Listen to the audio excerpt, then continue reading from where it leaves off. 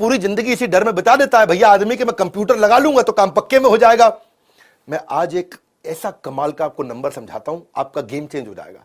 कच्चे में काम करते हो, पक्के में कर लो, कोई बहुत खर्चा नहीं है।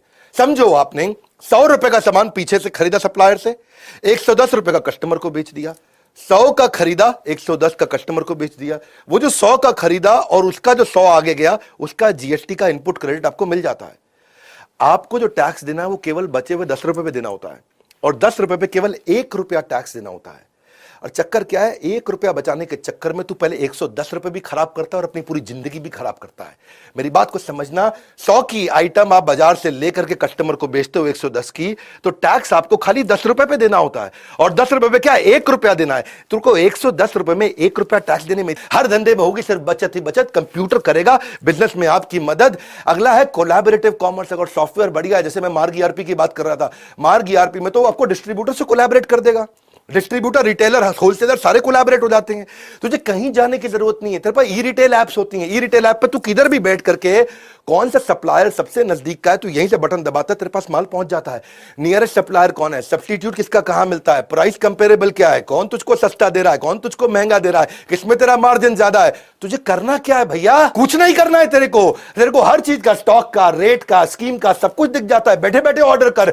बस तुझे ईआरपी से पुरानी आइटम का कंपेरेबल मिल जाएगा। पहले वाले ने मुझे इतने का दिया, पहले वाले ने मुझे इतने का दिया, रेट क्या है, डिस्काउंट क्या है, स्कीम क्या है, मार्जिन क्या है। इसे बोलते हैं कोलैबोरेटिव कॉमर्स। तू अपने आप कर सकता है, ये सब चीजें बैठ के कर सकता है। पर चक्कर क्या है, तेरे को ना शटर खोलने की आदत है, शटर बंद करने की आदत है। तू बैठ, तेरी जिंदगी खराब हो जाएगी। तू ऐसे ही रहेगा सारी जिंदगी। कब से कह रहा हूं मैं, कोई खर्चा नहीं है टेक्नोलॉजी अडॉप्ट करने में, सिर्फ ढक्कन हटाना है। यहां से ढक्कन हटा, जिंदगी बना। गल्ला छोड़ दे। तू गल्ला छोड़ सकता है। नौवीं स्ट्रैटेजी, गल्ला छोड़ने के लिए क्या, हर आइटम पे बारकोड है। कंप्यूटर लगा ले, बारकोड पे स्कैन कर, कोई दिक्कत ही नहीं है। तुझे डर क्या लगता है कि वो सस्ता बेच देगा, वो चोरी ना कर ले, वो किसी और को ना बेच दे। लेकिन बारकोड बिलिंग से, ईआरपी से तुझे कोई प्रॉब्लम ही नहीं है। उसने बस स्कैन करना है, और कुछ रेट याद नहीं करना, कोई स्कीम याद नहीं करना, कोई डिस्काउंट याद नहीं करना। कस्टमर को भी डिलाइट लगता है, कस्टमर को भी लगता है अपनी मर्जी का रेट नहीं लगा रहा, बारकोड से ऑटोमेटिक रेट लग रहा है। क्यों जाते हैं लोग बिग बाजार पे, क्यों जाते हैं लोग डीमार्ट पे, सब बारकोड से हो रहा है। वहां उसको विश्वास आ जाता है, अरे ये मुझको महंगा नहीं देगा, जो रेट फिक्स है उसी पे देगा, ठीक ठीक लगा लो, ठीक ठीक लगा लो। वो चक्कर खत्म, कोई चक्कर नहीं, तेरे पास बारकोड है। तुझे गल्ला छोड़ सकता है तू, कोई प्रॉब्लम नहीं है। लेकिन कस्टमर का मन करता है, फ्लर्ट करता है, ये आइटम नहीं, ये उठा लूं, ये आइटम नहीं, ये उठा लूं। उसको पता है सही रेट पे मिलेगा। कस्टमर वापस आकर के अगर कभी सामान भी वापस करेगा, तुझे पता चल जाएगा तेरे बारकोड से निकला है कि सामान के नहीं निकला है। कोई प्रॉब्लम नहीं है, हर चीज का रेट सेट हो जाता है। ओनर गल्ला अपना आराम से छोड़ सकता है। बिग बाजार पे जो लड़का बैठा होता है ना, उसके हाथ में कोई अथॉरिटी नहीं होती, पता है आपको। वो खाली बटन दबा सकता है गन से, कुछ नहीं कर सकता। उसका कोई रिश्तेदार भी आ जाए ना, वो खाली क्वांटिटी डाल सकता है और कुछ नहीं। प्राइस वो नहीं डाल सकता, डिस्काउंट वो नहीं डाल सकता, स्कीम वो नहीं डाल सकता, कुछ वो चेंज नहीं कर सकता। अपना रिश्तेदार आ जाए तो भी वो कुछ चेंज नहीं कर सकता। अब एक आखिरी जो दिक्कत जो मुझको लगता आती है, वो है कि डिस्ट्रीब्यूटर, होलसेलर बेचारे माल बेच देते हैं, कैश उनका आता नहीं। सेल्स का मतलब कैश थोड़ी होता है, sales is not equal to cash. माल बिका है, कैश नहीं आया है, उधार देता जा रहा है, तेरा पैसा फंसता जा रहा है, तेरा बैड डेट बढ़ता चला जा रहा है। एक अच्छा डिस्ट्रीब्यूटर 200-250 बिल हर रोज के बनाता है, और उसको बेचारे को पता नहीं चलता कि भैया कौन पैसा मुझे टाइम से देगा, कौन नहीं देगा। सॉफ्टवेयर ठीक होगा, सॉफ्टवेयर अलर्ट देने शुरू कर देगा कि इसकी पेमेंट साइकिल ठीक नहीं है, इसके पेमेंट का टाइम आ चुका है। वरना तुम्हारा अकाउंटेंट 50% टाइम खाली बैंक में घूमता रहता है। लेकिन अगर बैंक को सॉफ्टवेयर से इंटीग्रेट कर दिया जाए तो ये क्या है, आपका देसी मुनीम नहीं है, ये आपका स्मार्ट मुनीम बन गया। और किससे किसको कितना पैसा देना है, किससे कितना पैसा लेना है, सॉफ्टवेयर अपने आप बता देता है। भैया इसके लिए एक लड़का सॉफ्टवेयर पर लगा दो, जिंदगी आसान हो गई आपकी। मैं एक बात समझाता हूं आपको, कौन वापस करेगा, कौन भागने वाला है। आपके सॉफ्टवेयर आपकी कस्टमर की पेमेंट की हिस्ट्री, आपके सप्लायर की पेमेंट की हिस्ट्री, आपके रिटेलर की पेमेंट की हिस्ट्री, इसके बिहेवियर को एनालाइज कर देगा, फोरकास्ट कर देगा रिकवरी। आज मैं आपको गेम चेंजिंग आइडिया दूं, 3 चीज ध्यान रखना, कभी उधार आपका मरेगा नहीं। 3 चीज ध्यान रखना।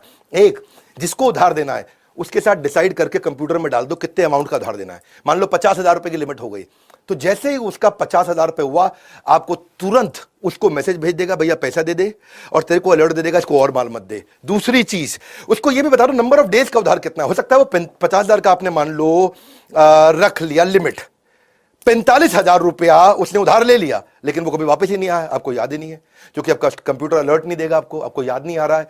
तो 45, आप उसको ये भी बता दो नंबर ऑफ डेज, 30 दिन का उधार दूंगा। तो उसने 50,000 से कम भी लिया, लेकिन 45,000 ही लिया, लेकिन 30 दिन पार होते ही फिर से अलर्ट आ गया।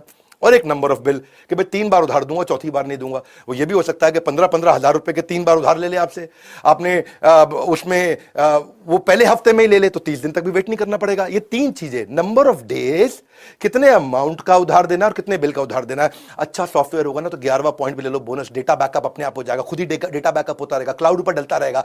ईआरपी सॉफ्टवेयर इतने बढ़िया से बैकअप लेते हैं। मैं मार्ग को धन्यवाद कर रहा हूं इस समय, क्योंकि मार्ग की ने 50% मार्केट इंडियन कंपनी ने कैप्चर कर ली। 50% रिटेलर, डिस्ट्रीब्यूटर, होलसेलर, फार्मेसी के, एफएमसीजी के कैप्चर कर लिए। इसी कारण उन्होंने क्या कैशलेस पेमेंट भी सिस्टम कर दिया, मार्ग पे बोलते हैं इसको। अपने आप ऑटो रिकंसिलेशन हो जाता है, ऑटो रिमाइंडर हो जाता है, ट्रांसपेरेंसी आ जाती है।